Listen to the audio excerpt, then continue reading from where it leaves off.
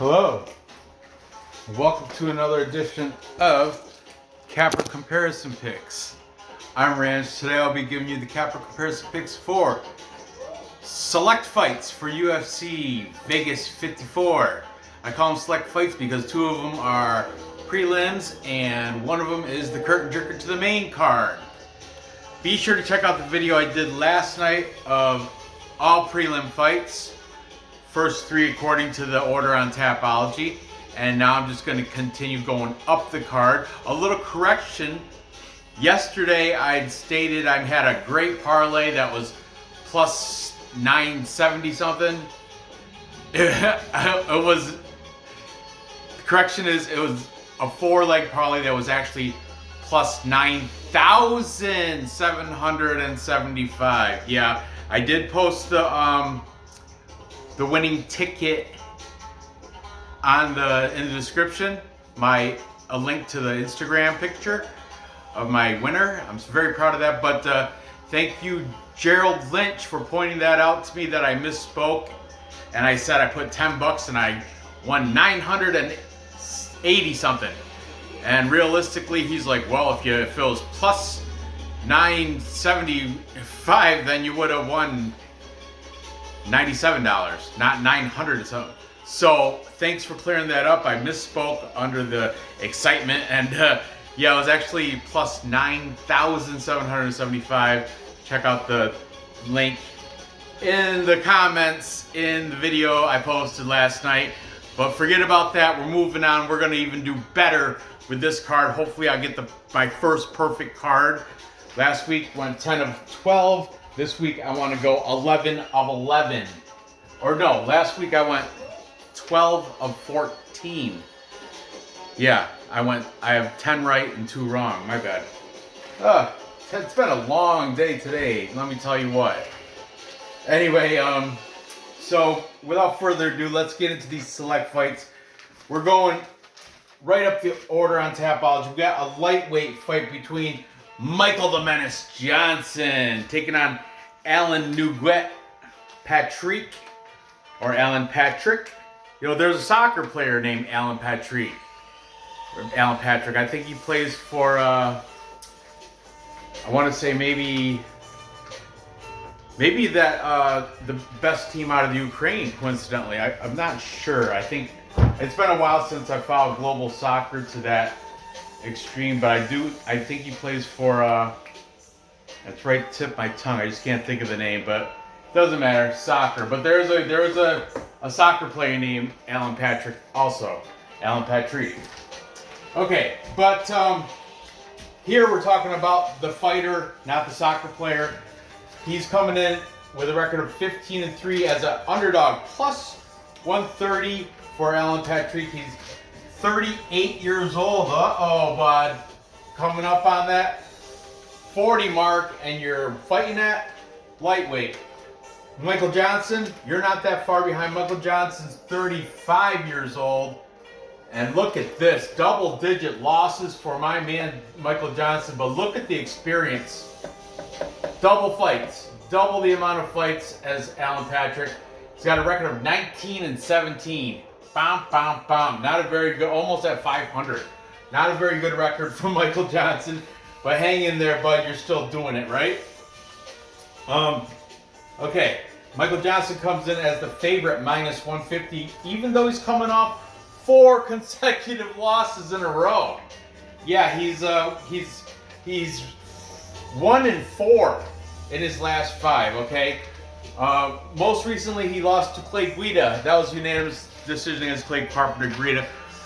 He lost to Thiago Moises. Ankle lock in round 2. Gotta watch those ankles. He lost to Stevie Ray, majority decision. Now, Stevie Ray is a common opponent, so we'll figure out. Alan Patrick beat him. Alan Patrick beat Stevie Ray by unanimous decision, but Stevie Ray managed to beat Michael Johnson, majority decision. That means one of the judges called it a tie. And then he lost to Josh Emmett with an overhand right in round 3. But I'll give it to him. If I remember correctly, that fight, he was giving it to Josh Emmett. I was I think that was a while ago, and that was before I was really into UFC gambling, so I didn't bet it, but yeah, I was rooting for Josh Emmett. That was my pick, and if memory serves me right, and then Michael Johnson. You know, Michael Johnson's beat Dustin Poirier. He beat a prime Tony Ferguson, not the one you saw fight Michael Chandler, a prime one. But that was so long ago, like 2012. Michael Johnson's been in this thing for quite a while, as you can tell by his extensive record. You know, before the Josh Emmett thing, though, before that fight, he took out the GOAT, Artem Lobov, by unanimous decision. Here's another thing. Michael Johnson's been training over at Sanford MMA. Very good for Michael Johnson. Let's talk about the underdog opponent, Allan Patrick. Now this guy, Nougat. Is it nougat like what's in a candy bar? Or nougat? I don't know. It sounds French to me. I don't know. That's why I keep saying Allan Patrick. Anyway, he's coming off a crappy no contest to Mason Jones, where Mason Jones was pretty much destroying him for 1.5 rounds, and then he ended up getting an eye poke, and Allan Patrick can't fight anymore because he can't see because of the eye poke. So accidental eye poke caused that a no contest. I guess that was the easy way out for Allan Patrick. He didn't gain much respect from me, but whatever. I suppose it's better than taking a loss, but Mason Jones was handling him in that fight. I will say that. Prior to that, he lost to Bobby Green, where he went to unanimous decision. Before that, he lost to Scott Holtzman, elbows from the mount, in round 3. And before that is where he had a win over Damir Hadzovic. That's a pretty good win. Unanimous decision. Not the greatest win, but it's okay. And before that, he beat Stevie Ray, unanimous decision. So if you want to do the MMA math, he beat Stevie Ray. Stevie Ray beat Michael Johnson. But I throw it's different matchups. You know, I throw that right out the window. I don't hold anything to that. Allan Patrick has a 1-inch height, half-inch reach advantage over Michael Johnson. Here's the thing. He used to train over at the X Gym in Rio de Janeiro, I think, or something, with Warley Alves. But now, check his Instagram. He's been training with Du Bronx Charles Oliveira out of Shootbox Diego Lima.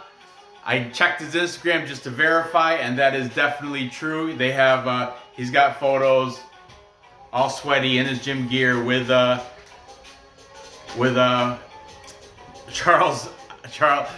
Bronx Charles Oliveira. And it happened to be before the fight with Justin Gaethje.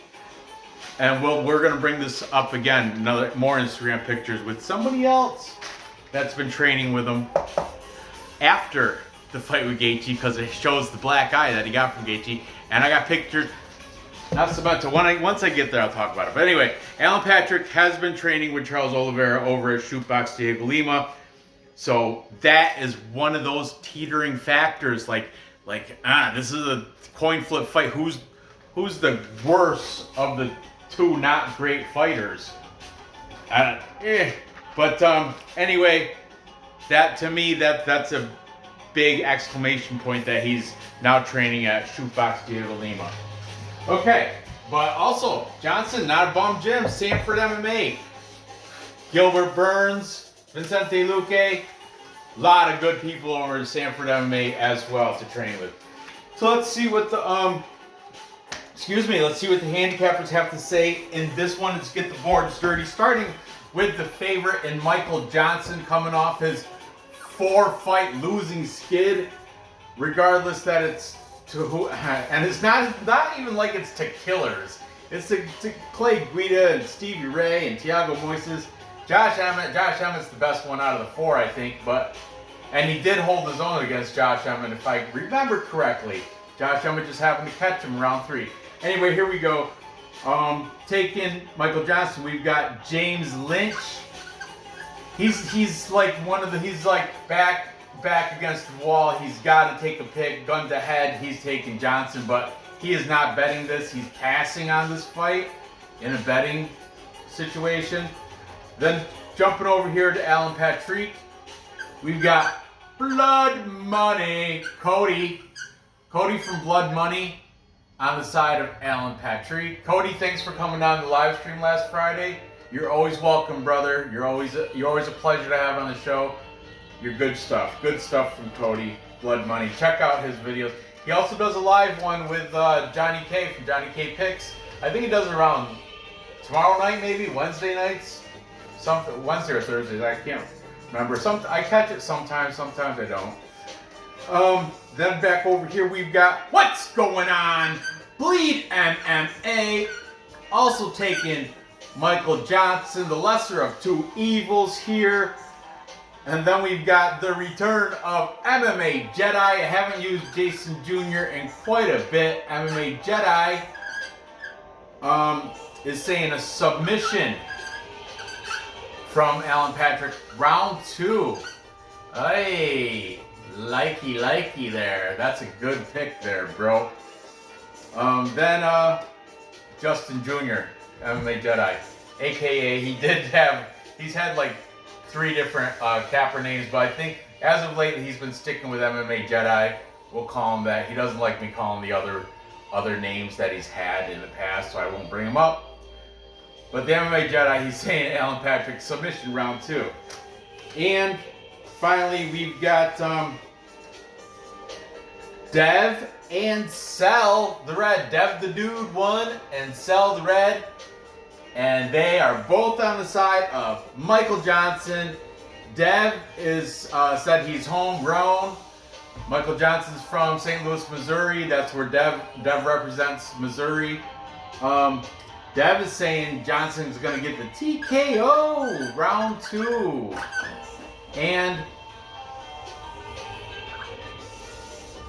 I don't know why I'm doing that, but Sell the Red also taking Michael Johnson, and he's also saying TKO. They are separate people, but they share the same show. That's why I usually I like Dev and Sal. But when they split picks, I just put them both sides split. So there you go, whatever. Same link, 2 different guys. Okay? So Dev and Sal taking Johnson as well. Now, man, I was on Michael Johnson, but then I was looking at it, man. He's in 4-fight skid. I realize he's from Sanford MMA. Alan Patrick, I've never been really impressed with him, especially the eye poke runaway from Mason Jones that kind of backdoored out of that. No easy way out. But Alan Patrick found an easy way out of that. He was getting beat up pretty bad till that eye poke happened. But he has that win against Stevie Ray and Damir Hadzovic. So, but the kicker, he's been training with Charles Oliveira. Check out and he looks like an old man because he dyed his facial hair blonde. But if on Instagram it looks gray. So he's looking, but he is 30. He's kind of old too, 38. But it's just deceptively. I don't like it. I don't like it. I don't like his blonde beard and facial hair. It throws on extra 20 years in his appearance, I think, because it's so close to being gray looking. I'm like, is that Alan Patrick right there? Then you see him in the picture standing in a group with Dubronx, Charles Oliveira. So giving him that, I'm gonna go with Alan Patrick here as the plus money. When in doubt, take the value. I think he's gonna get it done. I'm not sure about submission. How's Michael Johnson been losing? Decision, ankle lock, decision, overhand right. So, Alan Patrick, though, I don't know if he's got it in him to take out Michael Johnson, the younger fighter here. Even though he's more battle-torn, I'm going to just say decision. That's a safe pick. He's already plus money.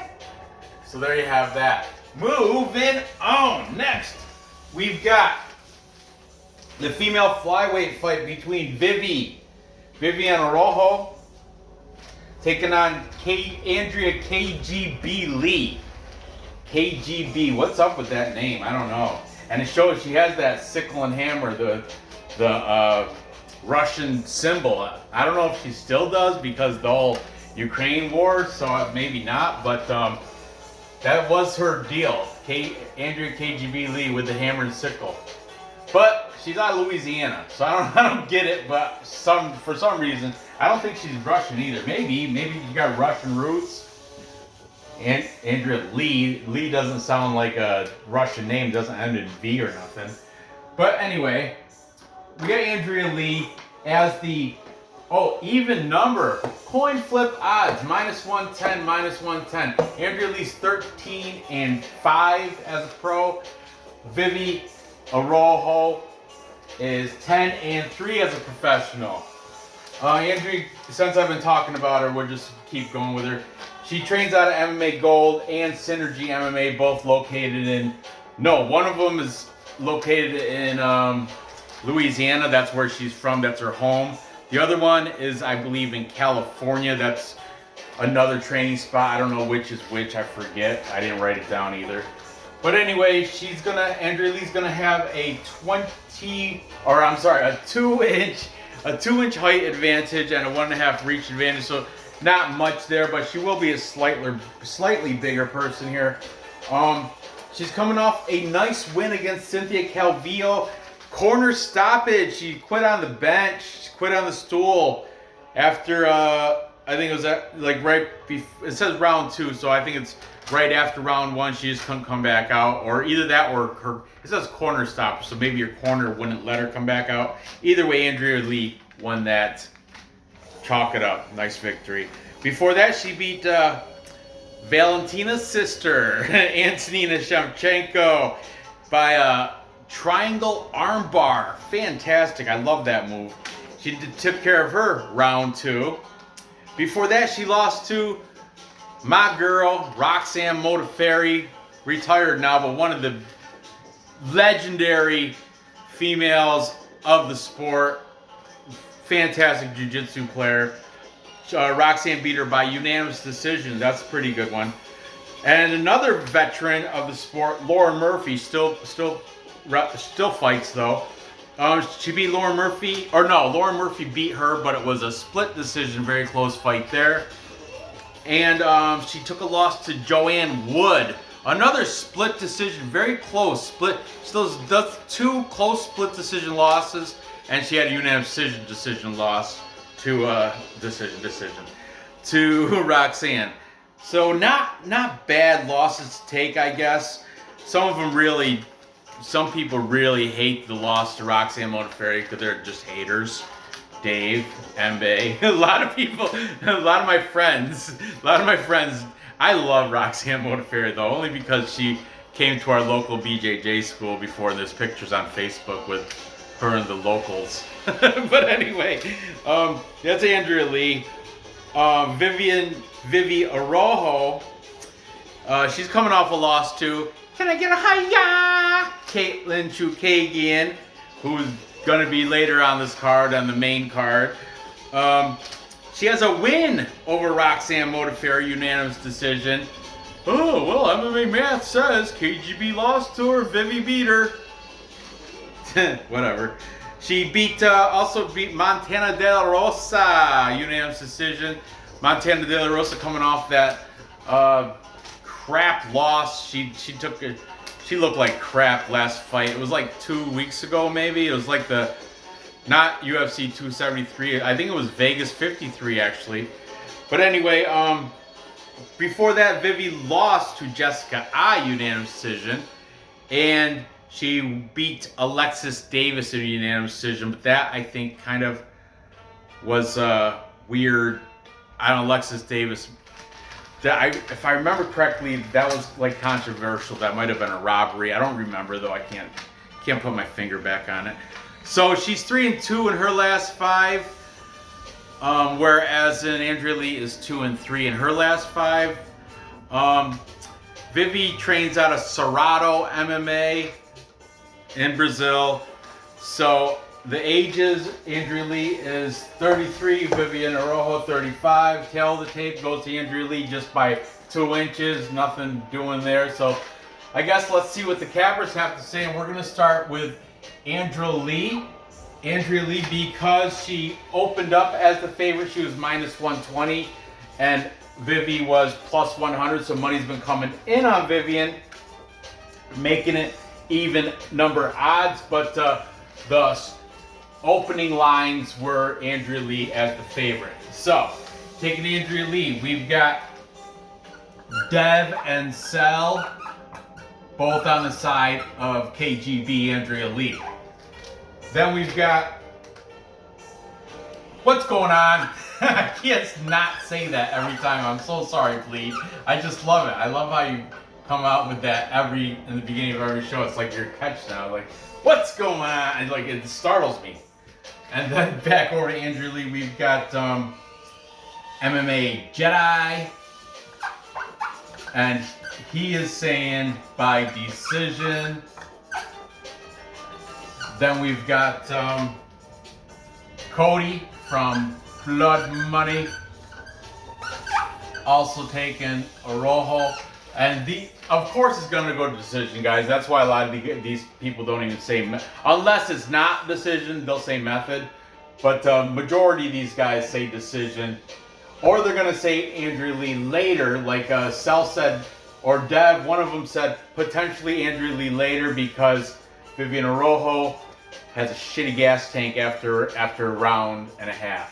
And that is true. I even had that discussion with Mbe earlier this week when we were discussing it. I said, hey, Araujo, I've seen her fade. And then she came back with, you know what? We've seen Andrea KGB fade as well. But not to the... Against Caitlin Chukagian, Araujo came out in the third round and was pathetic.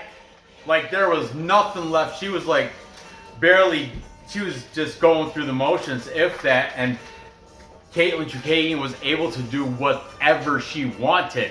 That third round, she was just toying with it. She was just popping shots, dodging. She was still energy meter up high. Viviane Araujo puttered, nothing. She's farting her way across the ring, across the cage, for real. She had nothing left in the tank come that third period. Or third round, whatever you want to call it. So, anyway, before the tiebreaker, we have James Lynch, and he's going on the side of KGB, Andrea Lee. And of course, by decision, the over 2.5 rounds minus 300, guys. Come on, that's a given. Of course it's going to go decision.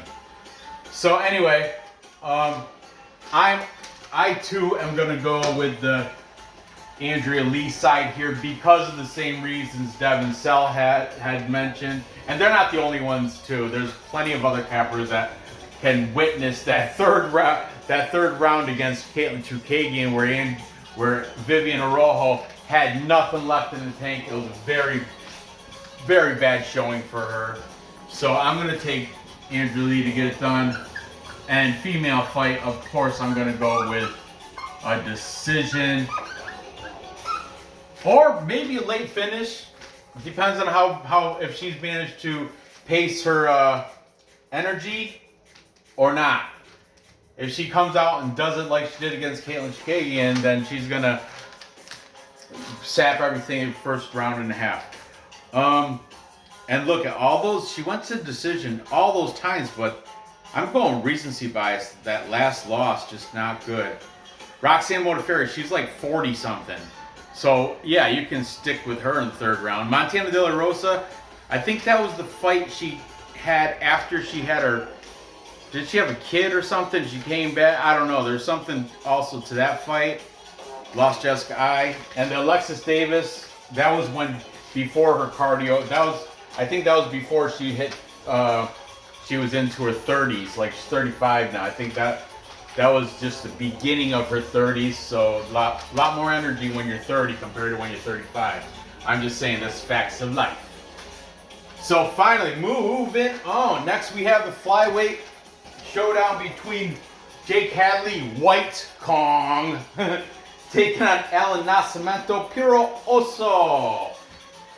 Very good here. Hadley. Jake Hadley representing London, England. Undefeated, 8-0. He's coming off a Dana White Contender Series win over Mitch Raposo, rear naked choke in round 2. Before that, he beat Luke Shanks. That was over in Cage Warriors, unanimous decision. Before that, he beat another Cage Warrior guy, Shahidul Haq, by punches in round 1, and that was a good one. I think that was like a minute and something into the first round where he won that one. Before that, he had a fight in Bellator where he beat Blaine O'Driscoll, rear naked choke, round 3. And before that, he beat this guy unanimous decision named Kazamulo Zulu. I'm guessing that guy's from Africa. That was by unanimous decision. That was in the EFC. So Jake Hadley, he does have an 8-0 record. Has he beat anybody with a name? Nah, not really. Has he fought anybody with a name? Not really. I did look at their records. Some of them got double-digit wins and single-digit losses, so they're not cans, but they're just not, they're on a lower level, you know what I'm saying? He trains out of Team Renegade BJJ.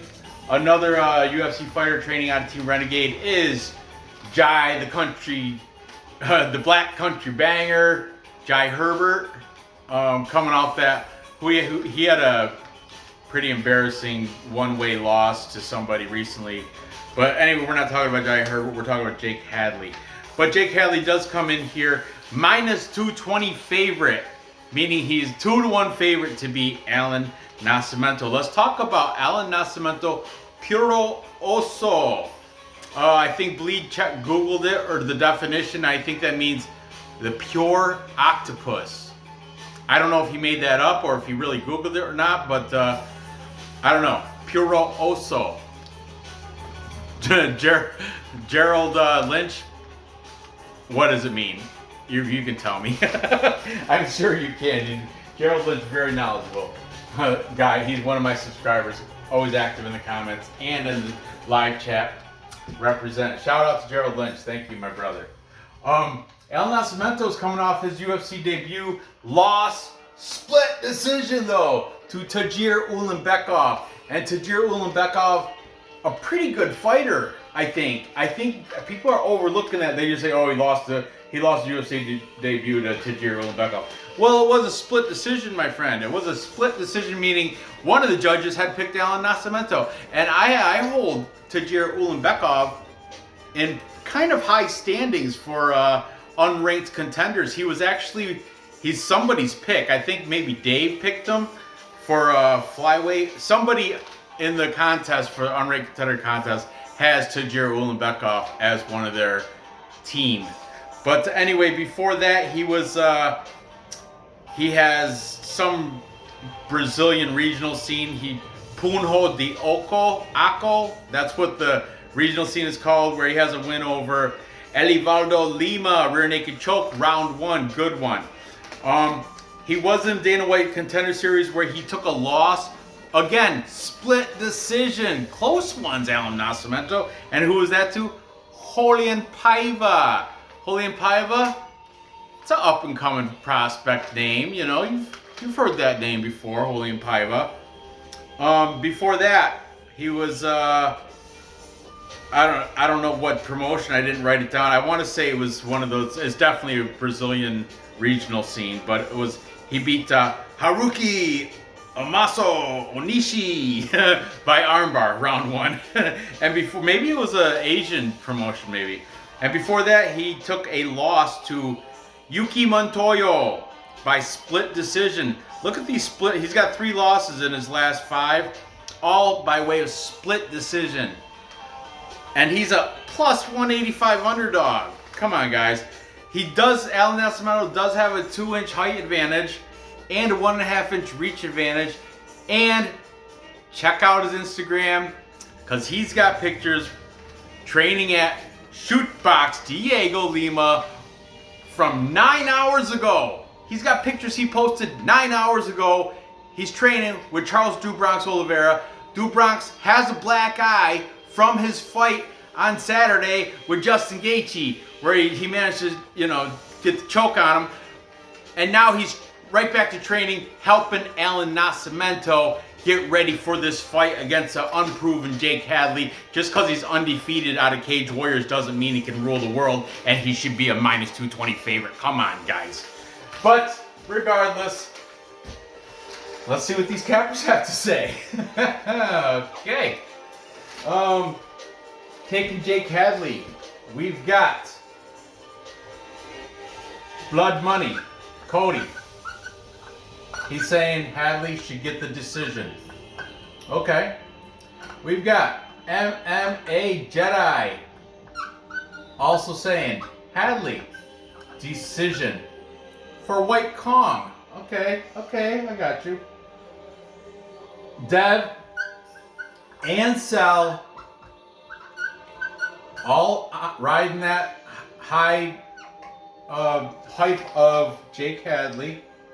And in their video, I see BC Dave was in the chat and he chimed in. They posted it. Hadley ought to run over this guy. All right, okay. You can tell by my voice which way I'm gonna go, but whatever. I'm still gonna write down all these cappers. Bleed, taking Hadley, and finish it off. James Lynch, taking Hadley by decision. Making this a full capper consensus. Nora's been in bed. It's late.